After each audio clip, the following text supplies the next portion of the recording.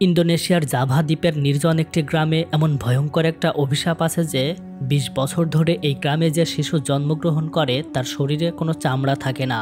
অভিশপ্ত এই গ্রামে কোনো শিশু জন্মগ্রহণ করলে সাথে সাথে তাকে পানিতে ডুবিয়ে মেরে ফেলা হয়। ভয়ঙ্কর এই অভিশাপের কারণে সেখানে কোনো যুবতী মেয়ে থাকতে পারে না, কারণ ওই গ্রামের মানুষ অভিশাপ কাটানোর জন্য একজন যুবতী মেয়ে খুঁজতে শুরু করে। তারা মনে করে যার চামড়া দিয়ে পাপেট বানালে তাদের অভিশাপ শেষ হয়ে যাবে। কিন্তু আসলেই কি এটা সত্য?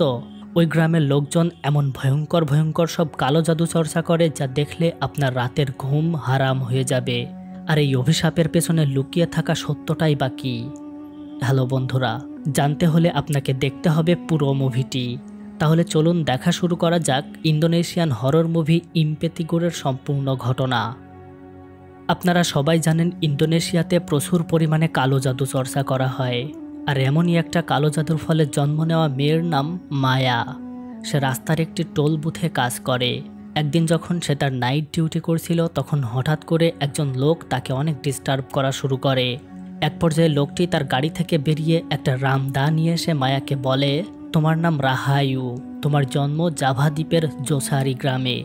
এই বলে সে তাকে মারতে আসে। কিন্তু লোকটি যখনই মায়াকে মেরে ফেলতে যাবে ঠিক তখন সেখানে পুলিশ চলে আসে এবং তারা ওই লোকটিকে শ্যুট করে। এদিকে মায়ার দিনি নামে একটা বেস্ট ফ্রেন্ড ছিল। সে তার ফ্রেন্ড দিনিকে একটা ফটো দেখায় যেখানে দেখা যায় এটা মায়ার বাবা মায়ের সাথে তোলা ছোটবেলার ছবি। তার দাদি তাকে এই ছবিটা দিয়েছিল এবং তাকে বলেছিল জোসারি গ্রামে একটি ধনী পরিবারে তার জন্ম হয়েছিল আর সেখানে তাদের বিশাল বড় একটা বাড়ি আছে। কিন্তু একটা অজানা কারণে তার বাবা মা মারা যাওয়ার পর তার দাদি তাকে শহরে নিয়ে এসে বড় করে তুলেছে। ওই ছবির পিছনেই তার বাবা মায়ের নাম লেখা ছিল এবং সেই সাথে তার নাম লেখা ছিল রাহায়ু। যেহেতু তার বাবার গ্রামে একটি বিশাল বাড়ি আছে তাই এটা নিয়ে মায়ার মাথায় একটা দারুণ প্ল্যান আসে। তারা দুজন সম্প্রতি একটা ব্যবসার প্ল্যান করেছে, কিন্তু কিছু টাকার জন্য তাদের ব্যবসাটা শুরু করতে পারছে না। মায়া তার বান্ধবীকে বলে, আমরা যদি গ্রামে গিয়ে ওই বাড়িটা বিক্রি করে কিছু টাকা নিয়ে আসতে পারি তাহলে আমাদের ব্যবসাটা খুব সুন্দরভাবে করতে পারবো। মায়ার প্রস্তাবে তার বান্ধবী দিনি রাজি হয়ে যায় এবং তারা দুইজন ওই গ্রামে যাওয়ার জন্য যাত্রা শুরু করে। যেহেতু ওই গ্রামটা অনেক দূরে তাই তারা দুজন রাতের বেলা বাসে উঠেছিল, কিন্তু জানালা দিয়ে তাকাতেই মায়া বাইরে ৩ জন বাচ্চাকে দাঁড়িয়ে থাকতে দেখতে পায়। এটা তার বান্ধবীকে বললে সে বলে, রাত ২টার সময় কখনো বাচ্চারা এখানে দাঁড়িয়ে থাকতে পারে না, তারা বাসায় ঘুমাচ্ছে, তাই তুই ভুল দেখেছিস। মায়া নিজেও তখন মনে করে সে হয়তো ভুল কিছু দেখে থাকতে পারে, তাই সে এটা সাথে সাথেই ভুলে যায়। কিন্তু সে নিজেও জানে না এই ৩টা বাচ্চা এক একজন এক একটা আত্মা। গত ২০ বছর ধরে এই আত্মা ৩টা তার সাথে সাথেই ঘুরছে। সকাল হতেই তারা ছোট্ট একটি বাজারের মতো এলাকায় পৌঁছে যায় আর এখানেই বাস থেকে তাদের নামিয়ে দেওয়া হয়, কারণ বাস আর এর বেশি যাবে না। তারা একটা ঘোড়ার গাড়িকে জিজ্ঞেস করে এখান থেকে জোসারি গ্রাম কত দূরে, কিন্তু গাড়িওয়ালা সেই গ্রামের নামই কখনো শুনেনি। তবে অনেক খোঁজার পর একজন গাড়িওয়ালা সেই গ্রামটাকে চিনতে পারে, কিন্তু সে অনেক টাকা ভাড়া চায়। তবে তাদের যেহেতু এখন কিছুই করার নেই তাই তারা সেই গাড়িতে করেই জোসারি গ্রামে যেতে শুরু করে। গহীন জঙ্গলের মধ্যে দিয়ে তাদের ঘোড়ায় টানা গাড়ি যেতে শুরু করে। গাড়ির চালককে তারা জিজ্ঞেস করে সে কিভাবে এই গ্রামের নাম জেনেছে। তখন চালক তাদেরকে ওই গ্রাম সম্পর্কে কিছুই বলতে চায় না। সে শুধু বলে, ওইটা একটা রহস্যময় গ্রাম, আমি শুধুমাত্র একবারই ওই গ্রামে গিয়েছিলাম, কিন্তু খুব বেশিক্ষণ সেখানে থাকতে পারিনি কারণ আমার অনেক ভয় করছিল। এভাবে গল্প করতে করতে বেশ কয়েক ঘন্টা পর তারা জোসারি গ্রামে এসে পৌঁছায়। গ্রামে ঢুকতেই তারা সেই বিশাল বাড়িটাকে দেখতে পায়, যে বাড়িটার খোঁজে তারা আসলে এখানে এসেছে। কিন্তু তাদের এখন এই গ্রামের প্রধানের সাথে দেখা করতে হবে, তাই গাড়ি থেকে নেমেই তারা একজন বৃদ্ধ মহিলার কাছে বলে তারা এই গ্রামের প্রধানের সাথে দেখা করতে চায়। কিন্তু তারা কেন এখানে এসেছে এই কথাটি জিজ্ঞেস করতে ওরা দুজন বলে, আমরা ইউনিভার্সিটি স্টুডেন্ট, সম্প্রতি আমরা একটা পাপেট শো নিয়ে বই লিখছি। আমরা শুনেছি এই গ্রামের প্রধান খুব ফেমাস একজন পাপেট মাস্টার, তাই আমরা তার সাথে দেখা করতে এসেছি। এই কথা শুনে মহিলাটি তাদেরকে বলে সে এখন বাসায় নেই, সে বাইরের একটা গ্রামে গেছে, সন্ধ্যার দিকে ফিরবে, তাই তোমরা কাল সকালে এসো। দিনি তখন মায়াকে বলে ঘোড়ার গাড়ি চালককে আবারও ডেকে আমাদের শহরে ফিরে যাওয়া উচিত এবং আমরা কালকে সকালে এই গ্রামে আবারও ফিরে আসব, কারণ এই গ্রামের পরিবেশ দেখে আমার খুব একটা ভালো ঠেকছে না। কিন্তু মায়া তার কথায় রাজি হয় না। সে আজকের রাতটা এই গ্রামেই কাটাতে চায় এবং সকালে তার সাথে কথা বলে ফিরে যেতে চায়। কিন্তু এমন নির্জন একটা গ্রাম হওয়ার কারণে এখানে থাকার মতো তারা কোনো হোটেল খুঁজে পাবে না। তাই বাধ্য হয়েই তারা মায়াদের পুরনো সেই বিশাল বাড়িটায় গিয়ে পৌঁছায়। তারা দুজন এখানেই আজকে রাতটা কাটানোর সিদ্ধান্ত নিয়েছে, কারণ এই বাড়িটা এতদিন ফাঁকাই পড়েছিল। বাইরে পড়ে থাকা একটা লোহার রড দিয়ে তালা ভেঙে তারা ওই বাড়িটায় প্রবেশ করে। কিন্তু অনেক বছর ধরে ফাঁকা পড়ে থাকার কারণে বাড়িটা তেমন ছিল না, আর এটা অনেকটা ভুতুড়ে হয়ে গিয়েছিল। কিছুটা খোঁজাখুঁজির পর তারা সেখানে একটা পুরনো হারিকেন দেখতে পায় এবং সেটা জ্বালানোর পরে ওই বাড়িটা ঘুরে ঘুরে দেখে নেয়। দিনি মায়াকে বলে, আমি শুনেছি কোনো বাড়ি যদি বহু বছর ধরে পড়ে থাকে তাহলে সেই বাড়িতে জিন বাস করে, তাই আমাদের খুবই কেয়ারফুল থাকতে হবে এবং দুজনকেই একসাথে থাকতে হবে। বাড়ির মধ্যে শুনশান নীরবতা ছিল, তাই তাদের দুজনেরই অনেক ভয় করছিল। মায়া একটা পুরনো ট্রাঙ্কের মধ্যে অনেকগুলো ফটো খুঁজে পায়, আর এগুলো সবই এই বাড়ির লোকদের ছিল, অর্থাৎ তার বাবা মায়ের সাথে তার দাদা দাদির ফটো ছিল। কিন্তু সে অবাক হয়ে দেখতে পায় তাদের কোনো ফটোতেই সে নেই। শুধুমাত্র তার কাছে যে ফটোটা আছে সে ওই একটা ফটোতেই আছে, আর বাকি একটা ফটোতেও তার কোনো ছবি নেই। এই বিষয়টা তাকে কিছুটা অবাক করে, কারণ সে কিছুই বুঝতে পারে না, অথচ সে এই বাড়িরই মেয়ে। তারা দুজন যখন এই ফটোগুলো দেখছিল তখন তারা বাইরে জানালা দিয়ে দেখতে পায় গ্রামের মানুষজন একটি বাচ্চাকে দাফন করার জন্য নিয়ে যাচ্ছে।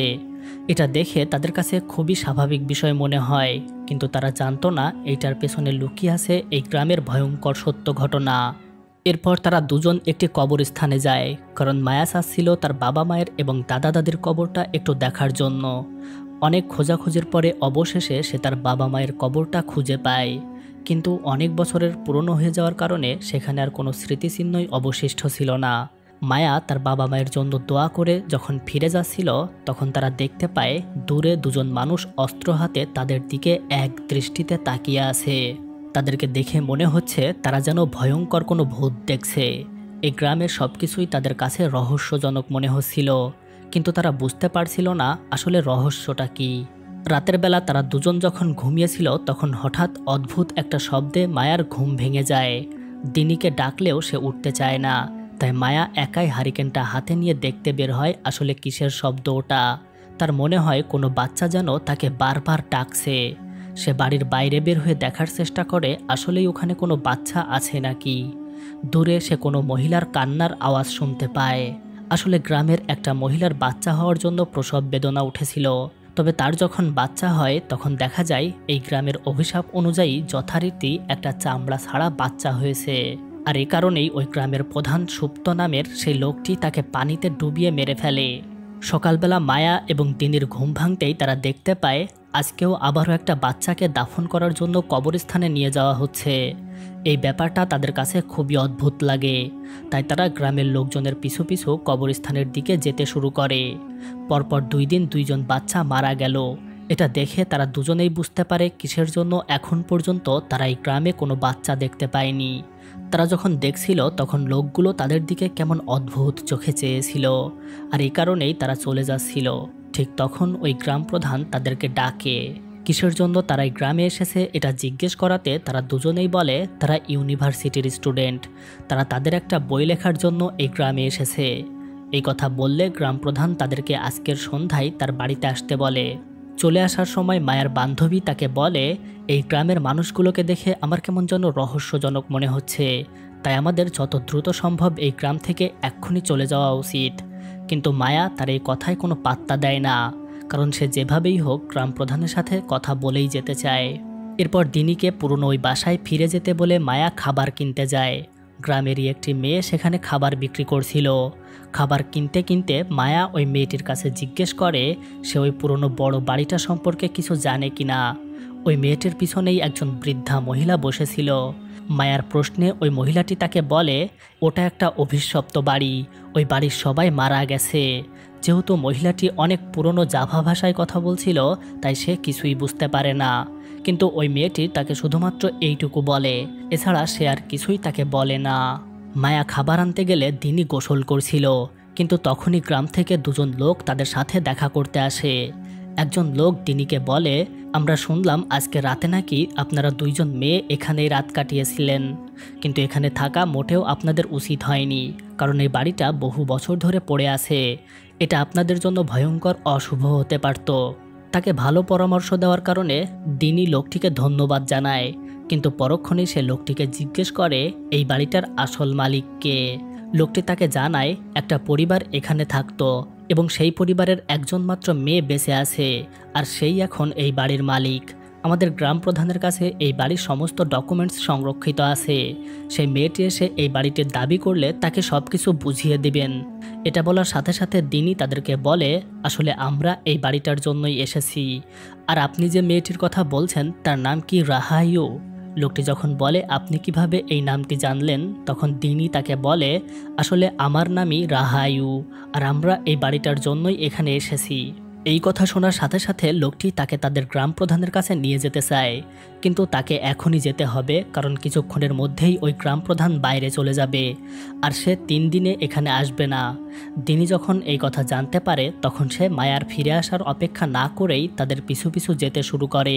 কিন্তু যেতে যেতে একটা গহীন জঙ্গলের মধ্যে হঠাৎ করেই লোক দুজন দিনিকে আক্রমণ করে এবং তাকে জোর করে ধরে নিয়ে গিয়ে একটা পুরনো বাড়ির মধ্যে নিয়ে যায়।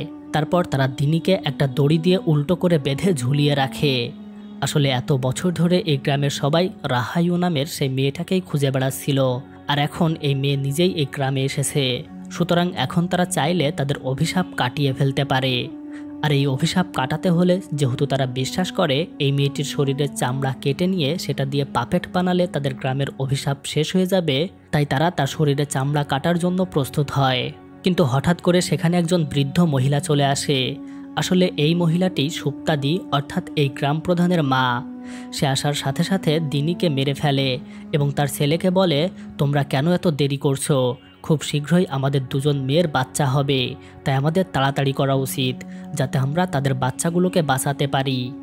এদিকে মায়া পুরনো ওই বাড়িটাতে ফিরে এসে কোথাও তার বান্ধবীকে দেখতে না পেয়ে সব জায়গাতেই সে তাকে খুঁজে বেড়াতে শুরু করে।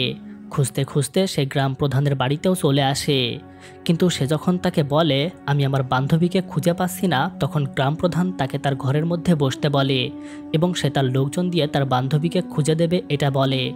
কিন্তু মায়ার কিছু একটা ভয় হতে সে ঘরের মধ্যে না বসে বরং ধন্যবাদ দিয়ে সেখান থেকে চলে যায়। আর এদিকে ওই বৃদ্ধ মহিলাটি দিনের চামড়া দিয়ে পাপেট বানানোর কাজ শুরু করে দিয়েছিল। আজকে রাতেই ওই পাপেট দিয়ে গ্রামে বড় একটা আয়োজন করে শো দেখানো হবে। রাতের বেলা যখন অনুষ্ঠান শুরু হয় তখন গ্রামের সব পুরুষ এবং মহিলা ওই শো দেখতে এসেছিল, আর তারা সবাই বলাবলি করছিল আজকের পর থেকে আর কোনো দিন তাদের গ্রামে চামড়াবিহীন কোনো শিশু জন্মগ্রহণ করবে না, অর্থাৎ আজকে থেকেই তাদের গ্রামের সমস্ত অভিশাপ শেষ হয়ে যাবে। গ্রাম প্রধান যখন একটি বড় কাপড়ের আড়ালে গিয়ে শোটি দেখাতে শুরু করে তখন সেটাকে অনেকটা একটা বায়োস্কোপের মতো মনে হচ্ছিল, আর তার সামনে বসে গ্রামের সমস্ত মানুষ পাপেট শো দেখছিল। মায়া তার বান্ধবীকে খুঁজতে খুঁজতে এখানে চলে এসেছিল, কিন্তু সে ওই বায়োস্কোপের পিছনে গিয়ে খোঁজাখুঁজি করলে 2জন লোক এসে তাকে সামনে থেকে চলে যেতে বলে, কারণ এখানে থাকার কোনো অনুমতি নেই। অথচ মায়া জানে না তারই বান্ধবীর চামড়া দিয়ে এই পাপেটগুলো বানানো হয়েছে। অনুষ্ঠান শেষ হলে গ্রাম প্রধান একটা মহিলার বাড়িতে যায়, কারণ আজকেই তার বাচ্চা জন্মগ্রহণ করবে। বেশ কয়েকজন লোক মিলে যখন এটা দেখছিল তখন তার পাশ দিয়ে মায়া তার বান্ধবীকে খুঁজতে খুঁজতে যাচ্ছিল, কিন্তু হঠাৎ করে মহিলার কান্নার শব্দ শুনে সে ওই জানালা দিয়ে দেখতে পায় ওই মহিলাটির একটা বাচ্চা জন্ম নিয়েছে। কিন্তু অদ্ভুত ব্যাপার, এই বাচ্চাটিও চামড়াবিহীন হয়েছে, অর্থাৎ তাদের গ্রামের অভিশাপ শেষ হয়নি, তারা ভুল মেয়েকে খুঁজে পেয়েছিল। মায়া জানালা দিয়ে দেখতে পায় গ্রাম প্রধান ওই বাচ্চাটিকে নিয়ে পানিতে ডুবিয়ে মেরে ফেলে, আর এটা দেখে সে যখন পালিয়ে যেতে যাবে তখন তার পায়ের নিচে এক টুকরো কাঠ পড়ে শব্দ হয়ে যায়। কিন্তু সে পিছনে তাকিয়ে দেখতে পায় সেখানে একটি মেয়ে দাঁড়িয়ে আছে। ঘরের মধ্যে থেকে একজন লোক বাইরে এসে দেখে এটা আসলে তাদের গ্রামেরই একজন মেয়ে। মেয়েটি লোক দুটিকে বলে আমি বাচ্চাটিকে দেখতে এসেছিলাম যে আমাদের অভিশাপ কেটেছে কিনা, এ কারণে লোকটি তাকে ধমক দিয়ে বাড়িতে চলে যেতে বলে। আসলে ওই মেয়েটি মায়াকে সাথে সাথে একটা জায়গায় লুকিয়ে ফেলেছিল। লোকগুলো আবার ঘরের মধ্যে চলে যেতেই ওই মেয়েটি মায়াকে নিয়ে তার ঘরে যায়। মেয়েটি তাকে বলে আমার নাম লতা, এই গ্রামের সবার মতো আমি পাগল না, তাই আমাকে ভয় পেও না, আমি তোমাকে কখনোই মারব না। এবার সে মায়ার সাথে এই গ্রামের সব ইতিহাস এবং কী ছিল সেই অভিশাপ সব কিছুই বলতে শুরু করে। মেয়েটি তাকে বলে, বহু বছর আগে এখানে একজন ধনী লোক ছিল। সেই লোকটা তখন এই গ্রামের প্রধান ছিল। তাদের অনেক দাস দাসী ছিল, আর তাদেরই একজন দাসী রহিমা, অর্থাৎ আমাদের বর্তমান গ্রাম প্রধান সুপ্তাদের মা। আমাদের সেই প্রধান একজন ব্রিলিয়ান্ট পাপেট মাস্টার ছিল। গ্রামের পর গ্রাম তার সুখ্যাতি ছিল। সে আমাদের গ্রামেরই সবচেয়ে সুন্দরী মেয়ে শান্তিকে বিয়ে করেছিল, কিন্তু বিয়ের 3 বছর পার হয়ে গেলেও তাদের বাচ্চা হচ্ছিল না। কিন্তু 5 বছর পরে তাদের একটা বাচ্চা হয়। তবে সবচেয়ে রহস্যজনক ব্যাপার হচ্ছে, জন্মের পর সেই বাচ্চাকে আর কেউ কখনো দেখতে পায়নি। কখনো তাকে বাইরে বের হতে দেখা যায়নি, এমনকি কখনোই তাকে কোনো অনুষ্ঠানে নিয়ে যাওয়া হতো না। আসলে ওই বাচ্চাটি চামড়াবিহীনভাবে জন্ম নিয়েছিল, আর এজন্যই তাকে কখনোই বাইরে বের করা হয়নি।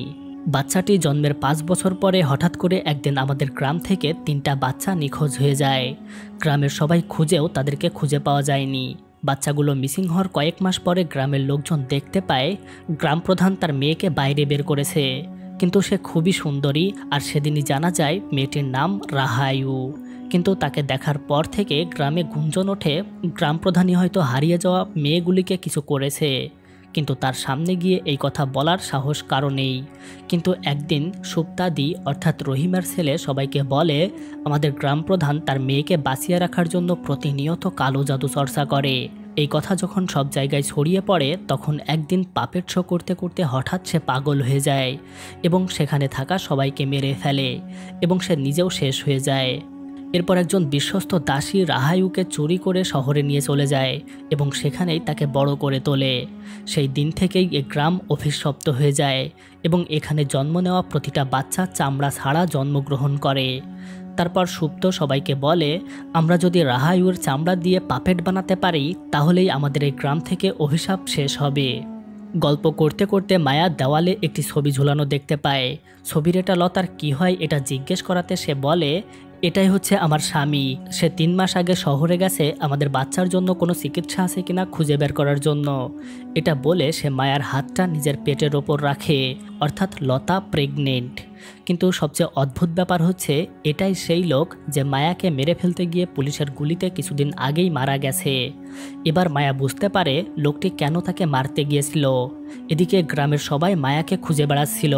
হঠাৎ করে 2জন লোক তাদের রুমে ঢুকে মায়াকে খুঁজতে শুরু করে, কিন্তু লতা যখন বলে ওই মেয়েটি এখানে নেই, তখন তারা চলে যায়।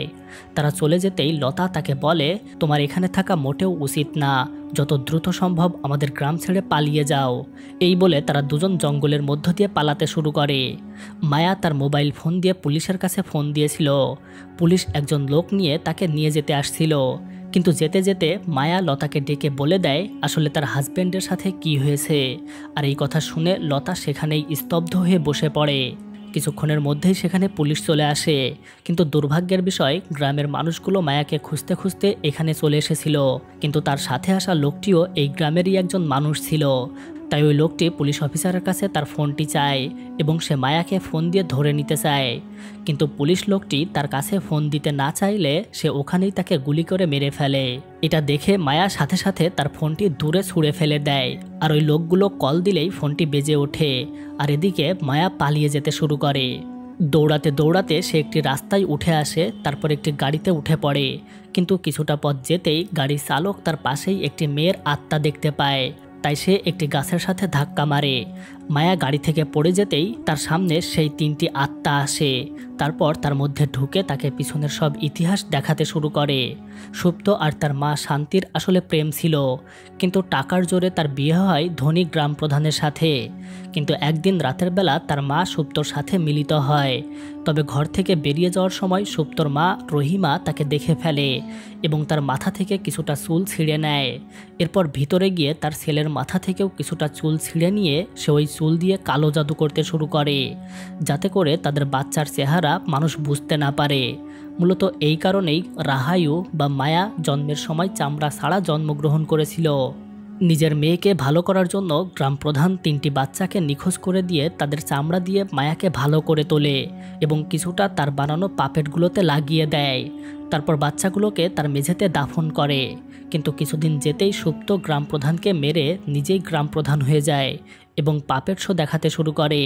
মূলত সেই পর্দার আড়ালে সবাইকে মেরেছিল, এমনকি সে মায়ার মা শান্তিকেও মেরে ফেলেছিল। এই ঘটনার কারণেই মূলত এই বাচ্চা তিনটার আত্মা এখনও ঘুরে বেড়ায়। তারা তাকে বলে যদি তাদের চামড়া ওই পাপের থেকে তুলে সঠিকভাবে পুঁতে দেওয়া যায় তাহলে আবারও এই গ্রাম থেকে সব অভিশাপ শেষ হয়ে যাবে। এই সব কিছু শেষ হলেই সেখানে লতা এসে পৌঁছায়। তারপর সে তাকে নিয়ে যেতে শুরু করে। তারা দুজন সুপ্তর বাড়িতে গিয়ে পাপের থেকে সব কিছু উঠিয়ে তিনটি বাচ্চাকে ভালোভাবে দাফন করে এবং সব কিছু আবার আগের মতো করে রাখে।